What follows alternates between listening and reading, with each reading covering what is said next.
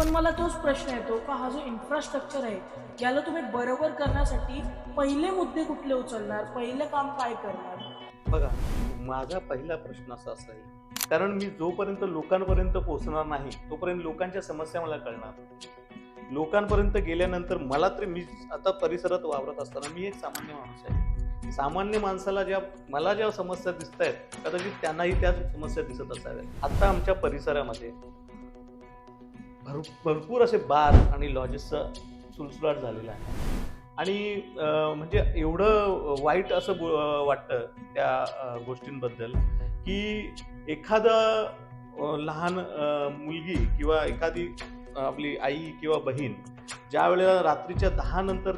कुठून बाहेरून येते, प्रवासातून येते किंवा कुठूनही येते, तर तिची अवस्था अशी असते की मी ह्या रस्त्यातून जाताना तिला अशी भीती वाटत असते की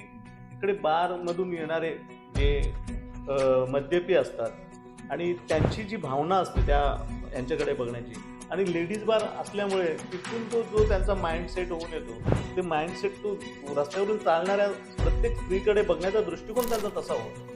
आणि ती त्यांच्या नजरेतून जी दहशत येते त्या सामान्य माणसाला, सामान्य स्त्रीला तिथून चालताना ते दहशतीच्या वातावरणात जगायला,